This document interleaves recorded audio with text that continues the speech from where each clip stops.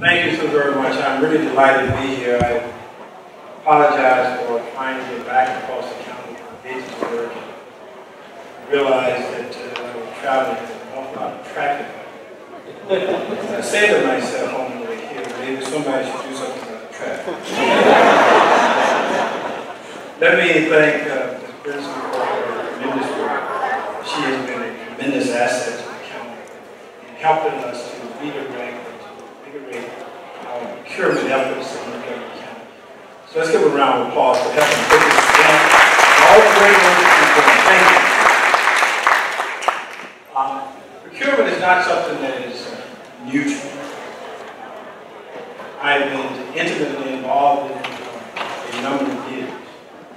Started many years ago when I was legislative age. Former Congressman Harry Mitchell, Dean of Small Businesses and Procurement for many years on the Hill.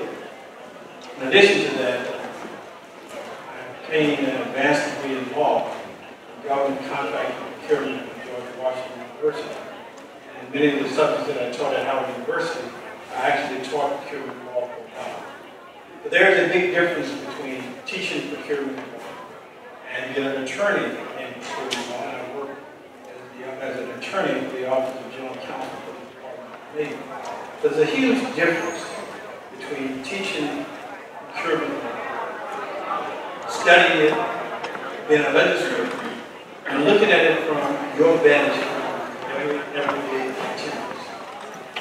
We have made a number of significant changes in Montgomery County to enhance, to reinvigorate, and to make certain that everyone has an opportunity to participate in what is a very robust and large procurement operation in Montgomery County. Montgomery County has a budget of $5 billion. And when you include the school system and all the department and agencies that we touch, that's a large amount of money. That's a large amount. In fact, Montgomery County's budget, when you look at it in terms of its size, is larger than at least 7 of the states. So when we're looking at procurement, it's not something to seize it. This is something that's fairly large.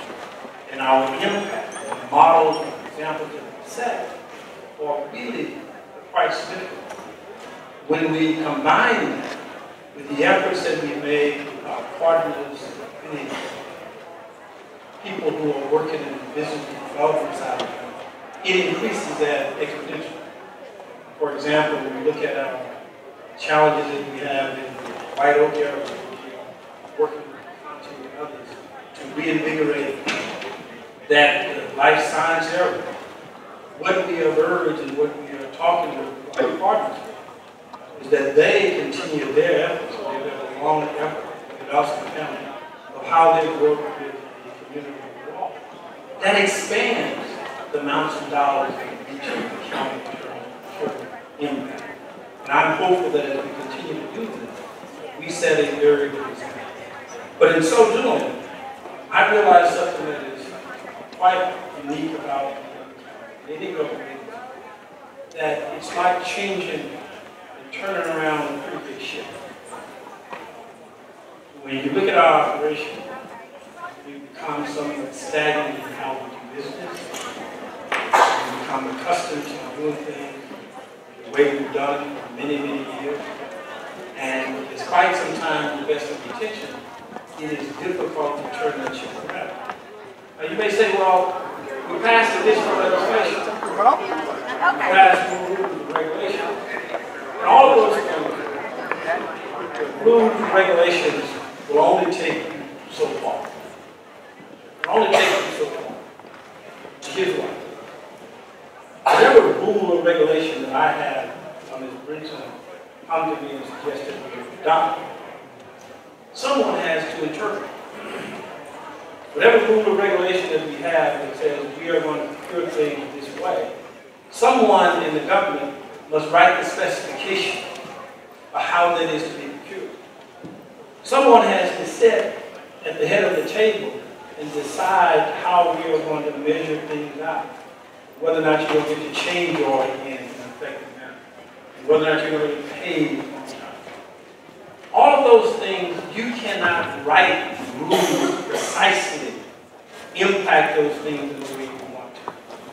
Because there's another problem that you have to change. That is attitude. Attitude. Attitude. Give an example of something that I realized, and I see this quite often. I recall years ago when I said, we need to unbundle some of these large contracts. Because when we looked at the large contracts, it precluded some who would want to participate, some of our small minority businesses who would want to participate in the kind of yes and procurement. You had to get a lot of credit. You needed so much in order to do it. So if you had a contract, let's say it was worth $21 million. There's one contract that had been awarded within a certain number of companies, time immemorial. And so you say, well, we're going to unbundle that. We're going to have 3 contracts of $7 million of the same sort. We're going to have 3 contracts of $7 million. There are a larger number of people who can participate in 3 contracts of $7 million. So in theory, everyone says, oh, that's a wonderful idea. It creates competition. We get more minorities and small business and females and others engaged in it, and we're going to stretch our procurement dollars further. And everyone says that's fine in theory. But then at the mid-level, bureaucracy of government, the county official who had one contract to administer, $21 million, who knew the person operating that contract, now all of a sudden said, I got 3 contracts on that. And I don't know all of these other people as well as I do the incumbent. All of a sudden, what was in theory hits the reality of day, and you see resistance. That's attitude. And that's what must change. And so what Ms. Princeton and I, and what we're trying to do, is not just simply change the rules and regulations to make it fairer for everyone, more competitive for everyone. We want to change the attitude. And once you change the attitude, people find ways far beyond what you can ever do with the regulations we're making. That's the step that we are engaged in at this point. Now, she mentioned, I said that we wanted to build a larger table. Here's how that question really came. When I was running for this office years ago, I had to say that I wanted to build a larger table. And everyone at the table would have a voice in the decisions I made, a portion of the outcome that the county would have as a result of the decision. We'd have to see the table. So finally, after campaigning for months and months, the gentleman asked me a very straightforward question. Mr. Leggett, how are you going to make sure that everyone gets a voice at the table and the decisions can have an impact on the decisions that you make without pushing aside those who are already lawfully at the table? For example, in the contract, those who provide and do services in the county, those who come forward and build businesses in the county. How can you do that without pushing those aside? Well, my answer was that I'm going to simply build a larger table. And that's what we're trying to do. We're not going to try to simply push people aside who do not deserve it either. But when you have a budget of $5 billion and the impact potentially of what we have in Montgomery County, we can in fact have a larger table. And I've expanded that table, not only here locally, but nationally and internationally. We have sister city relationships, business relationships. We've traveled everywhere from Brazil to South Korea, to India, China. We've taken people, lots of people there to expand what we are doing in this county. And so our efforts here to try to help people. And so we could go through these forums, we could have these discussions, but at the end of the day, our numbers, if our numbers do not reflect what I am saying, I should be held accountable for. We can have all of these forums. We can talk about how we can do all of these great things. But if the numbers do not reflect what we are saying, there is a problem and I should be held accountable. And that's what we want to do. And so, by the end of my administration, I want to see that the numbers have changed, and they have changed drastically, that the attitudes have changed in Montgomery County, and that we are doing right by everyone. It is a wonderful county that we have. We have great diversity, great small businesses. The backbone of our economy here in Montgomery County is really small businesses. Yes, we like the Discoveries and the Marriotts, United Therapeutic, and all of the others, and the MedMills and the Hills. They provide a large number of jobs. But the largest number, the majority of them, and the higher people who are paying the taxes here are coming from small businesses.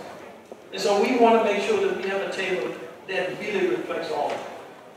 We've had great participation. We had great receptivity. And so please engage us in this forum. Please make certain that you are participating with us. If you have ideas about how we can improve our procedures, ways that we can knock down some barriers and make it easier, less bureaucratic, but still accountable. Less bureaucratic, still accountable. We will have a competitive process.